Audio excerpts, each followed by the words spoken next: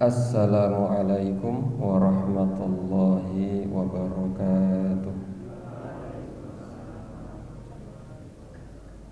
Innal hamdalillah nahmaduhu wa nasta'inuhu wa nastaghfiruh wa na'udzu billahi min syururi anfusina wa min sayyiati a'malina may yahdihillahu fala mudilla lahu wa may yudlil fala hadiyalah.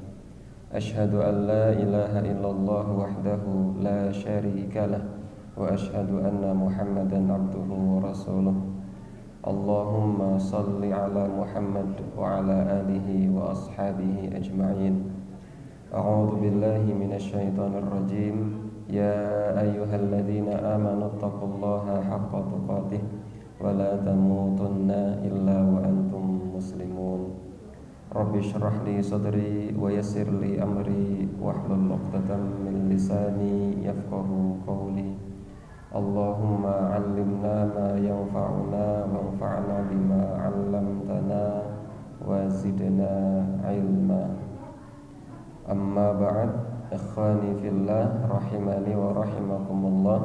Jamaah salat maghrib yang semoga senantiasa dirahmati oleh Allah Subhanahu wa taala.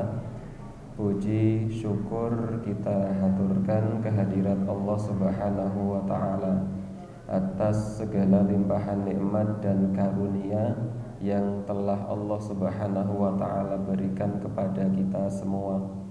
Pada malam hari ini kembali kita bisa berkumpul, bermuwajahah, melaksanakan sholat maghrib berjamaah. Kita lanjutkan dengan thalabul ilmi. Semoga langkah dan niatan kita senantiasa mendapatkan ridho dari Allah Subhanahu wa ta'ala.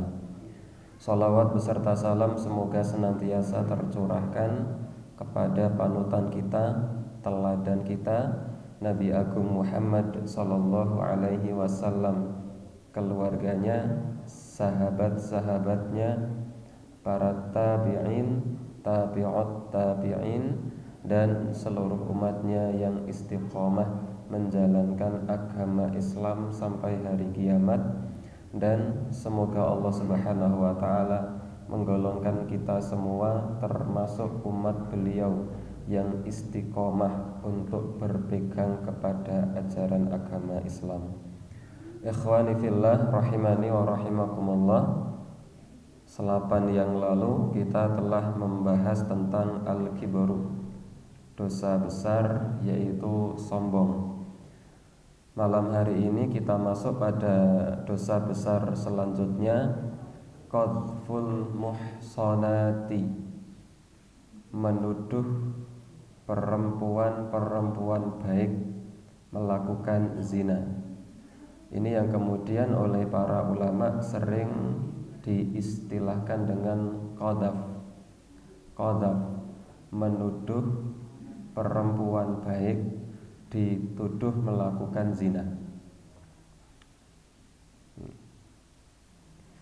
Allah Subhanahu wa ta'ala berfirman, innal ladzina yarmunal muhsanatil ghafilatil mu'minati lu'inu fid dunya wal akhirati walahum adzabun adzim. Ini Allah Subhanahu wa ta'ala sebutkan dalam surat An-Nur ayat yang ke-23. Innal ladzina, sesungguhnya orang-orang yang yarmunal muhsanati, menuduh perempuan-perempuan yang baik, al-ghafilati, yang tidak melakukan zina, al-mu'minati, yang dia adalah perempuan mukminah.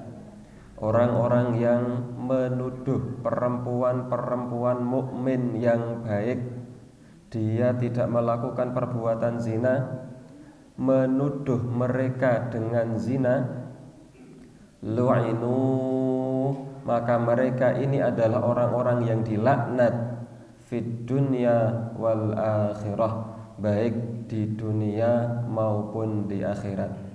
Walahum adzabun azim, dan bagi orang-orang yang menuduh itu, bagi mereka azab yang besar.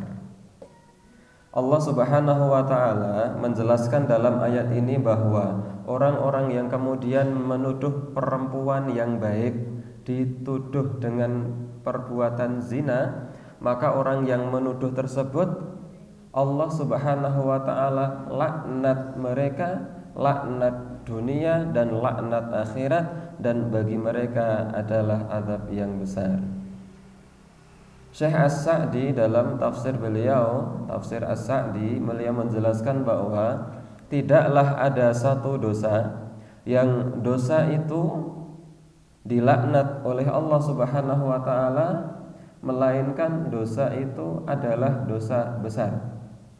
Tidaklah ada satu dosa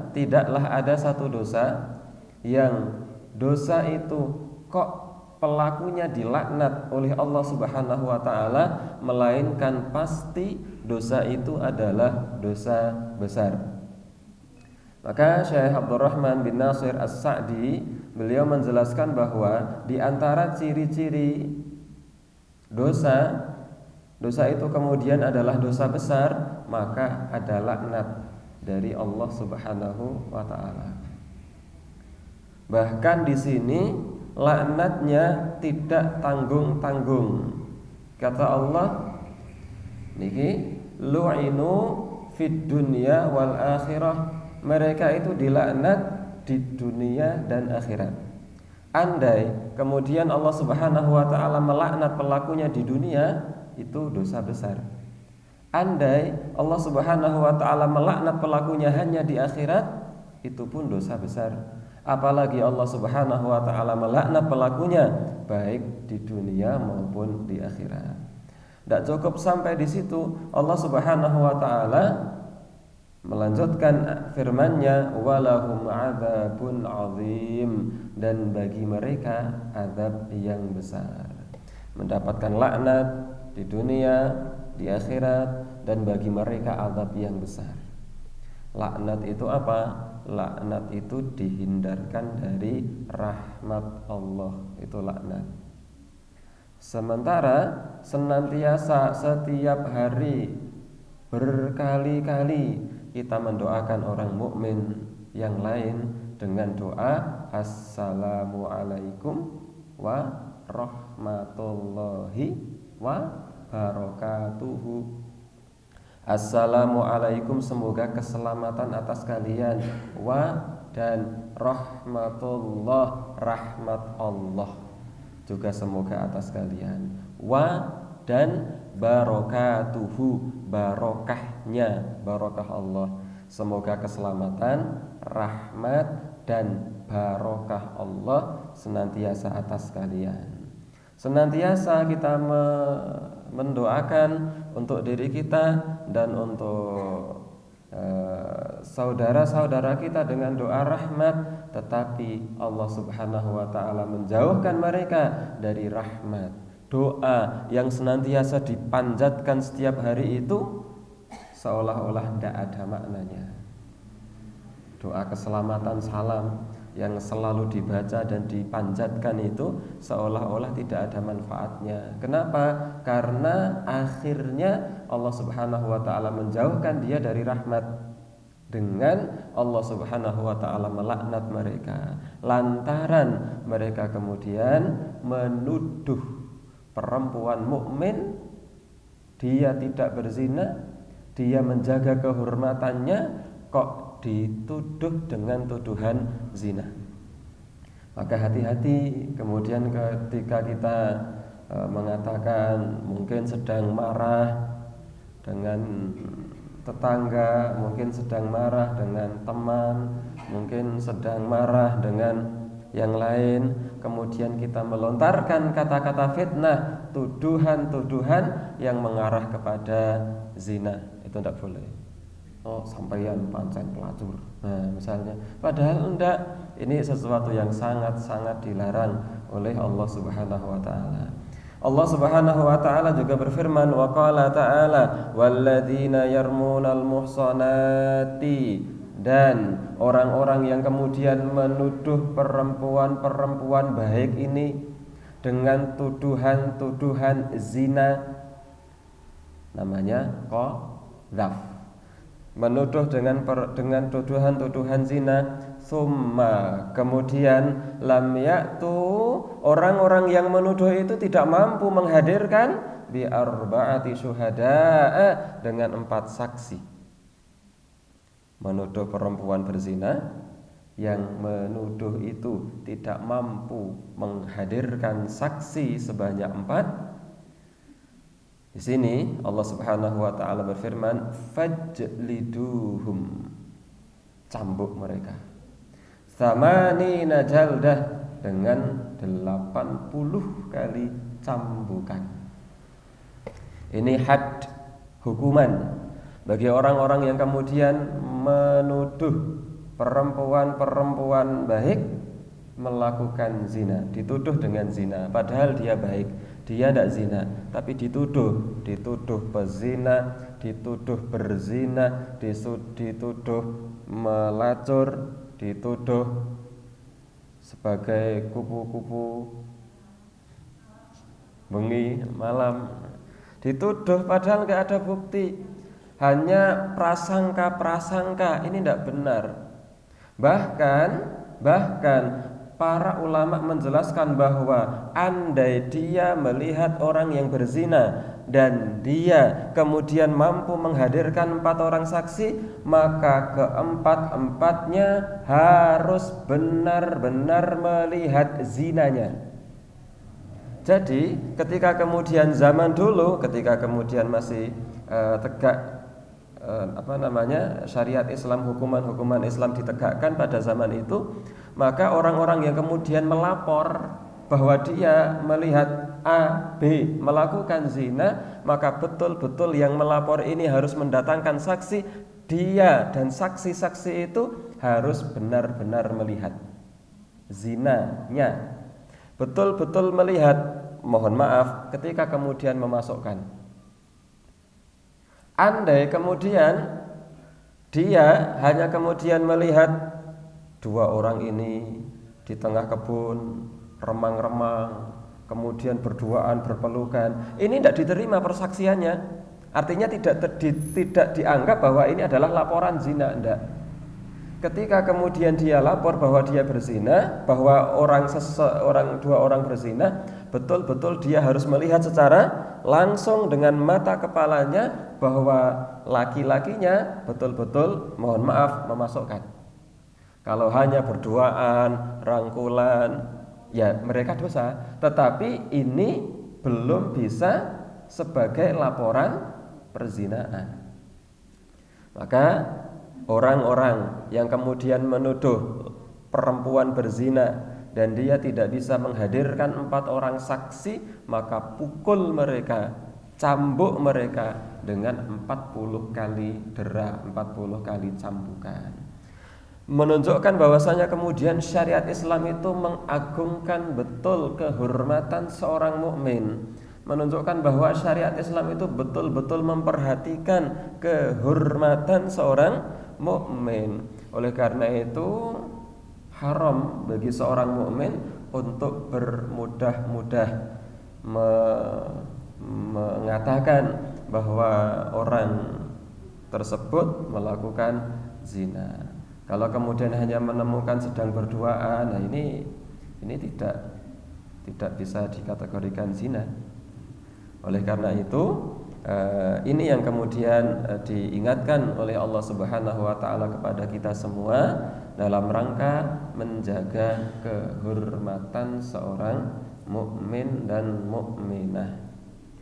Rasulullah sallallahu alaihi wasallam bersabda, ijtanibus sab'al mubiqat, jauhilah 7 dosa yang membinasakan.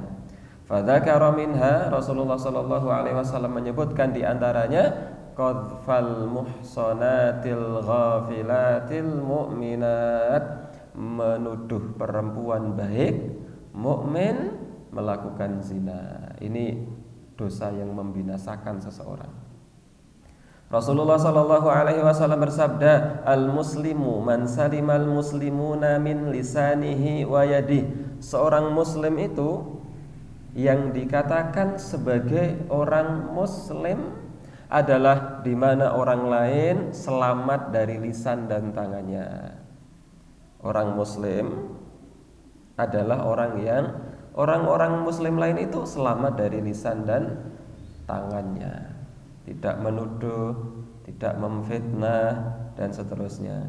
Wa qala sallallahu alaihi wasallam, Rasulullah sallallahu alaihi wasallam bersabda li Mu'adz kepada Mu'adz bin Jabal, "Sakilatka ummuka, ibumu kehilangan kamu." Kata-kata ini adalah ungkapan dalam tradisi Arab untuk menunjukkan sesuatu kekagetan dan keheranan. Ini sebenarnya tidak bisa kita terjemahkan secara harfiah. Kalau terjemahkan secara harfiah itu artinya sakilatka ummuka, ibumu kehilangan kamu.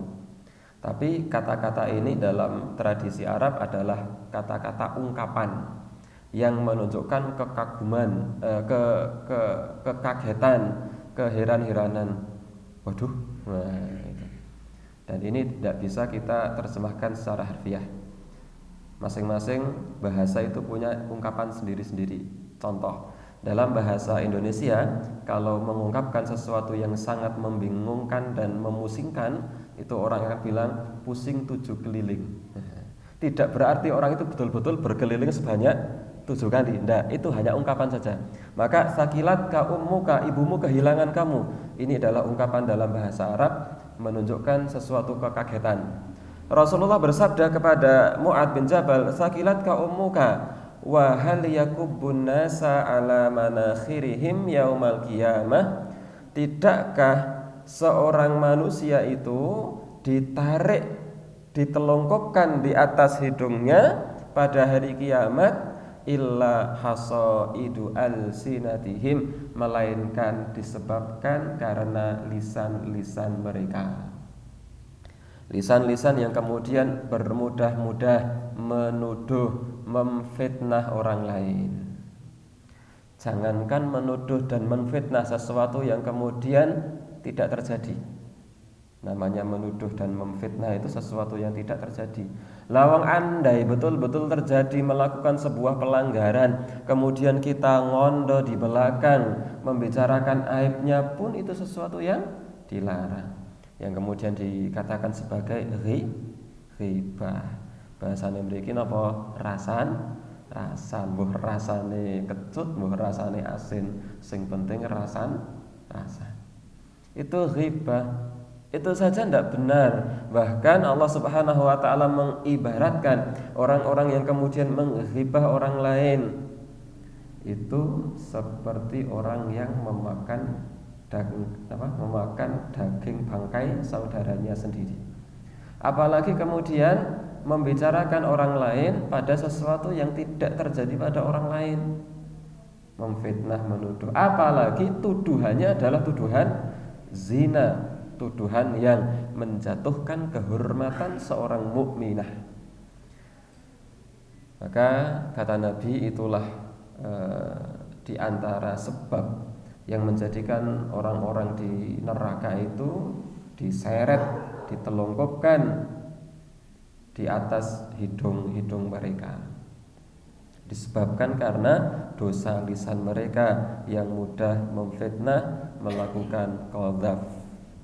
Wa qala Allah Ta'ala, dan firman Allah Subhanahu wa taala, walladzina yu'dzunal mu'minina wal mu'minati, dan orang-orang yang menyakiti orang-orang mukmin dan orang-orang mukminah. Biar besar. Dan orang-orang yang menyakiti orang-orang mukminin dan orang-orang mukminah bighairi maktasabu, tanpa ada sesuatu yang dilakukan oleh orang mukmin dan mukminah itu. Menyakiti seorang mukmin dengan lisannya, menuduhnya, padahal orang mukmin itu tidak melakukan apa yang dituduhkan, faqad ihtamalu buhtana, maka sungguh dia telah memikul kebohongan, wa itsman, dan dosa, mubina, yang nyata. Rasulullah sallallahu alaihi wasallam bersabda, man qadhafa mamlukahu bizina, siapa orangnya yang menuduh budaknya melakukan zina, padahal budaknya. Dia tuduh dengan tuduhan zina, uqima alaihil hadd yaumal qiyamah. Pada hari kiamat nanti orang yang menuduh budaknya melakukan zina akan ditegakkan hukuman atasnya, illa kecuali yakun kama qal, kecuali budak tersebut betul-betul melakukan zina. Muttafaqun alaih. Amma man qadhafa ummal mu'minin, adapun orang-orang yang kemudian sampai berani memfitnah, menuduh zina terhadap ummul mukminin Aisyah radhiyallahu anha, ba'da, setelah nuzuli bara'atiha, setelah turun ayat tentang terlepasnya Aisyah radhiyallahu anhu dari tuduhan itu, minas sama'i, yang ayat itu turun dari langit, fahuwa kafirun, maka dia adalah orang yang kafir, mukdzibun lil qur'ani, dia telah mendustakan Al-Qur'an, fayuqtal, maka hukumannya adalah dibunuh. Ini bagi orang yang menuduh Aisyah radhiyallahu anha melakukan zina. Menuduh orang lain dengan tuduhan, memfitnah orang lain dengan sebuah fitnah yang bukan zina itu dosa.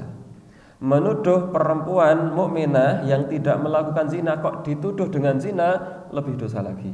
Dan lebih dosa lagi apabila perempuan yang dituduh berzina itu adalah Aisyah radhiyallahu anha.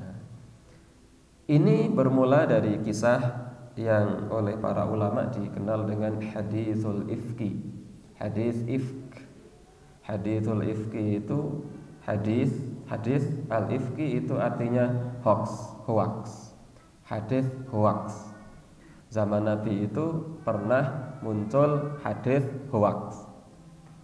Hadis palsu, bukan. Kalau hadis palsu itu hadis maudhu'. Kalau hadis palsu itu pembahasannya ada pada hadis sahih, hadis hasan, hadis dhaif, hadis maudhu', hadis palsu. Tetapi maksud hadis hoax di sini adalah hadis yang menceritakan tentang berita hoax yang terjadi pada masa Nabi. Itu namanya hadithul ifki. Hadis yang dalam hadis ini, hadisnya sahih, hadis yang menceritakan tentang peristiwa hoax, hadis yang menceritakan tentang berita burung, berita bohong, namanya hadithul ifki. Singkat ceritanya adalah suatu ketika Rasulullah Shallallahu Alaihi Wasallam ketika melakukan satu peperangan bersama para sahabat, dan ketika itu giliran Aisyah radhiyallahu anha yang diajak pergi oleh Rasul sallallahu alaihi wasallam. Kemudian dalam perjalanan pulang menuju Madinah dari peperangan tersebut, maka kemudian rombongan Rasul sallallahu alaihi wasallam yang di situ ada Aisyah radhiyallahu anha istirahat karena lelah. Perlu kita ketahui bahwa Aisyah radhiyallahu anha itu tidak berjalan bersama sahabat-sahabat yang lain, tetapi Aisyah radhiyallahu anha itu naik kendaraan. Kendaraan ketika itu adalah unta. Yang Aisyah tidak naik unta secara langsung, naik tanpa ada apa-apa. Jadi di atas unta itu ada sekedup, semacam rumah kecil yang di situ digunakan untuk tempat Aisyah. Jadi kalau unta biasa, ini ada unta dan di atasnya ada sekedup, ada semacam rumah kecil itu untuk bernaung Aisyah di dalamnya, dan tidak kelihatan. Aisyah ada di situ. Maka kemudian ketika istirahat, masing-masingnya mengambil tempat istirahat, mengadakan satu keperluan, ada yang buang hajat, ada yang ini, ada yang itu, termasuk Aisyah radhiyallahu anha keluar dari sekedup, turun dari ontanya dan melakukan hajat-hajat beliau. Maka kemudian setelah kemudian Aisyah radhiyallahu anhu kembali lagi ke sekedup, Sementara para sahabat masih beristirahat, maka Aisyah menyadari kalau kalungnya itu jatuh. Kalungnya itu tidak ada, kalung nggak ada. Maka Aisyah keluar lagi dari sekedup, kemudian mencari kalungnya yang hilang di tempat di mana Aisyah tadi pergi ke situ. Maka para sahabat kemudian melanjutkan perjalanan bersama Rasul. Sementara Aisyah masih di sana, masih mencari kalung. Dan sahabat Nabi tidak tahu kalau Aisyah pergi. Tahu mereka Aisyah sudah naik, masuk ke sekedup, naik onta. Maka kemudian mereka melakukan perjalanan lagi, melanjutkan perjalanan. Terus tanpa mereka sadari kalau Aisyah tertinggal. Ternyata Aisyah ketika kembali ke tempat situ, rombongan sudah tidak ada. Bingung. Aisyah radhiyallahu anha bingung. Dereng enten GPS. Tidak ada orang yang ditanya. Bingung.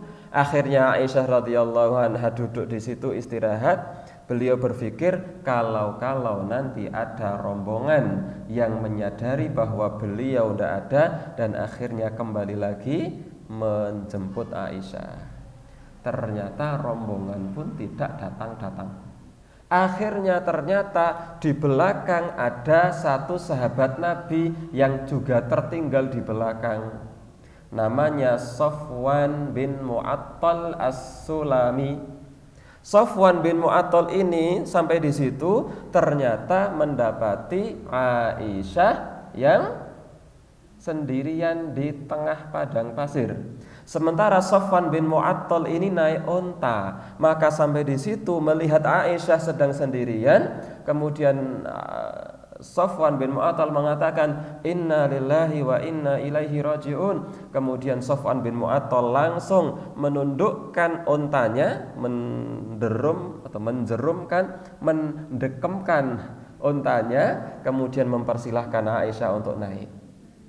Safwan bin Mu'attal yang jalan dengan menuntun tali kekang ontanya, dituntun. Terus dituntun sampai ke Madinah. Ketika tiba di Madinah, orang-orang melihat khususnya seorang munafik yang bernama Abdullah bin Ubay bin Salul. Kemudian melihat ada Safwan bin Mu'attal berduaan bersama Aisyah. Kesempatan ini oleh Abdullah bin Ubay bin Salul, seorang munafik, dimanfaatkan untuk menebar isu-isu tidak baik. Nah, ini untuk menebar hoax. Memang hoax itu sejak zaman bahula itu adalah senjatanya orang-orang munafik. Nah, maka kemudian Abdullah bin Ubay bin Salul menghembuskan kabar-kabar bahwa Aisyah telah selingkuh dengan Safwan bin Mu'attal. Istri Nabi selingkuh sama Safwan bin Mu'attal, zina sama Safwan bin Mu'attal. Dan kabar itu ternyata tidak hanya mempengaruhi orang-orang kafir. Orang-orang kafir semakin wah to dene bojone Nabi kaya ngono dene. Wah, itu dimanfaatkan sejadi-jadinya. Sama seperti ada berita hoax sekarang itu, wah orang-orang yang nggak suka dengan Islam langsung memanfaatkan berita itu untuk menyerang Islam. Sama ketika itu orang-orang kafir mendengar kabar yang tidak mengenakkan itu, kemudian mereka memanfaatkan momen itu untuk menghancurkan Nabi, menghancurkan Aisyah, dan menghancurkan agama Islam. Orang-orang munafik semakin bahagia dengan kabar itu, termasuk orang-orang mukmin ada yang terpengaruh dengan berita tersebut. Sampai hari ini kejadian itu selalu berulang. Ada berita hoax yang dihembuskan oleh orang-orang munafik untuk mendiskreditkan agama Islam, maka orang-orang kafir memanfaatkan momen tersebut. Orang-orang munafik tambah bahagia dengan momen tersebut. Orang-orang mukmin ikut terpancing dengan berita hoax tersebut. Ini tidak tahu kenapa Zaman dulu sudah ada kejadian seperti ini, sudah diperingatkan oleh Allah, ternyata sampai hari ini selalu saja terulang. Orang mukmin yang kemudian terpancing dengan berita-berita hoax hingga akhirnya ikut-ikutan mendiskreditkan agama Islam. Maka di antara kemudian sahabat Nabi Shallallahu Alaihi Wasallam yang kemudian terpengaruh dengan berita hoax tersebut adalah Mistah. Siapa Mistah? Sepupu Abu Bakar As-Siddiq, sepupunya Abu Bakar sendiri. Sepupu Abu Bakar itu berarti Mistah itu siapanya? Aisyah, paman sepupu. Kan Aisyah itu kan putri Abu Bakar kan? Nah, ini Mistah ini adalah sepupunya Abu Bakar. Ini terpengaruh berita hoax yang menimpa keponakan dari saudara sepupunya. Maka sampai kemudian Aisyah radhiyallahu anhu ketika pulang dari perjalanan itu, Aisyah jatuh sakit, belum tahu kabar. Maka kemudian Aisyah radhiyallahu anha meminta izin kepada Rasul sallallahu alaihi wasallam. Yang ketika itu Rasul sallallahu alaihi wasallam sudah mendengar kabar itu, tapi Rasul juga tidak membenarkan, tidak mendustakan. Rasul diam, menunggu wahyu dari Allah Subhanahu wa taala. Tidak langsung, "Oh, Aisyah sampean terus apa mau?" Nah. Aisyah, Rasul diam. Maka Aisyah dalam keadaan sakitnya meminta izin kepada Rasul sallallahu alaihi wasallam, "Wahai Rasulullah, izinkan aku selama aku sakit saya tinggal di rumah bapakku, yaitu Abu Bakar As-Siddiq." Di rumah bapaknya lah, di rumah Abu Bakar As-Siddiq, Aisyah mendengar kabar tersebut. Ternyata kabarnya sudah meluas se-Madinah. Ini berita yang sedang viral ketika itu adalah Aisyah selingkuh dengan sahabat Nabi bernama Safwan bin Mu'attal. Wah, viral. Saya tidak bisa membayangkan seandainya ketika itu sudah ada Facebook, Instagram, YouTube. Ini sak donya agama Islam sedang ditembak dari segala macam arah. Istri dari panutan umat sedunia selingkuh. Wah, ini kan sesuatu yang gak mengenakkan.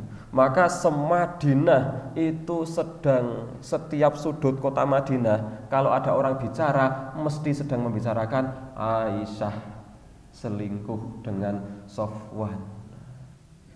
Akhirnya kemudian Aisyah merasa sakit sekali mendengarkan kabar itu, sesuatu yang sama sekali tidak dilakukan oleh Aisyah. Abu Bakar juga merasa sakit hati atas pembicaraan orang. Maka akhirnya beliau berdua, Abu Bakar dan Aisyah radhiyallahu ta'ala anha, berdoa kepada Allah subhanahu wa ta'ala agar Allah subhanahu wa ta'ala yang nanti akan menjelaskan sejelas-jelasnya duduk perkaranya. Sampai kemudian Allah subhanahu wa ta'ala itu ada 1 bulan, betul, namun 1 hari, 2 hari, 3 hari, 4 hari, 5 hari, enggak. Kalau di media sosial kan viral itu 2 minggu selesai. Cobi patosima wan sing viral sanino. 2 yang viral, kasus pembunuhan itu kali kasus pesulap ijo. Dia sing viral. Wah, niku paling bertahan berapa saja. Ketika orang sudah bosan, hilang. Ini 1 bulan lebih viral, kejadian berita itu menyebar di mana-mana. Akhirnya kemudian Abu Bakar As-Siddiq radhiyallahu anhu, Aisyah radhiyallahu anha kemudian berdoa kepada Allah Subhanahu wa taala agar Allah Subhanahu wa taala yang menerangkan dengan terang seterang-terangnya bagaimana duduk persoalan yang sebenarnya. Maka Allah Subhanahu wa taala menurunkan Al-Qur'an surat An-Nur ayat 11 sampai 20 yang menjelaskan tentang sucinya Aisyah, yang menjelaskan tentang bahwa Aisyah tidak seperti yang dituduhkan oleh orang-orang, khususnya dituduhkan oleh Abdullah bin Ubay bin Salul dan orang-orang munafik yang lain yang ternyata diamini oleh sebagian orang mukmin. Mendengar turun ayat yang seperti itu, bahwa Allah Subhanahu wa taala menyucikan nama Aisyah radhiyallahu anha, Aisyah radhiyallahu anha, Abu Bakar radhiyallahu anhu, Rasul Muhammad sallallahu alaihi wasallam bersyukur atas kabar gembira tersebut. Maka sampai-sampai Abu Bakar As-Siddiq bersumpah, saya bersumpah mulai hari ini saya tidak akan lagi sedekah kepada Mistah. Padahal selama ini Mistah itu orang miskin, nggak punya apa-apa, dan hidupnya ditopang atau hidupnya dibantu oleh Abu Bakar sepupunya. Mistah itu orang miskin, ketika itu nggak punya apa-apa, dan hidupnya itu dibantu oleh Abu Bakar As-Siddiq, tetapi beliau malah terpengaruh kabar hoax yang menyebar di tengah masyarakat tentang putrinya Abu Bakar, tentang saudaranya yang juga putri dari orang yang setiap hari menafkahi dia. Maka Abu Bakar sampai marah, saya bersumpah mulai hari ini saya tidak akan sedekah kepada Mistah. Nah, Allah langsung menurunkan ayat menegur Abu Bakar, jangan bersumpah untuk tidak sedekah kepada orang miskin. Maka Abu Bakar mencabut sumpahnya. Ini dalam waktu yang cukup dekat membela Abu Bakar dan Aisyah, tetapi setelahnya langsung menegur Abu Bakar atas perkataan beliau yang kemudian bersumpah tidak memberikan sedekah. Setelah itu Abu Bakar karena turun ayat langsung memaafkan Mistah, langsung kemudian kembali memberikan sedekah kepada Mistah dan membantu hidupnya kembali.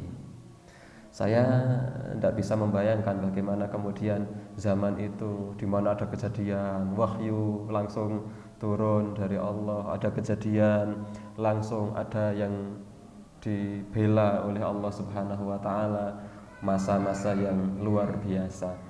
Maka Rasul sallallahu alaihi wasallam itu sampai kemudian bersabda, khairu ummati qarni tsummal ladzina yalunahum tsummal ladzina yalunahum. Sebaik-baik generasiku itu adalah generasi sahabat, kemudian setelahnya, kemudian setelahnya. Maka orang yang kemudian paling faham, generasi paling faham dengan syariat Islam itu adalah generasi sahabat, karena mereka betul-betul melihat secara langsung kejadian, merasakan dan mengetahui dan menangi bagaimana wahyu itu turun. Wahyu itu turun dalam kondisi apa? Wahyu itu turun dalam keadaan seperti apa? Wahyu itu turun berkaitan dengan kejadian apa? Itu para sahabat faham betul.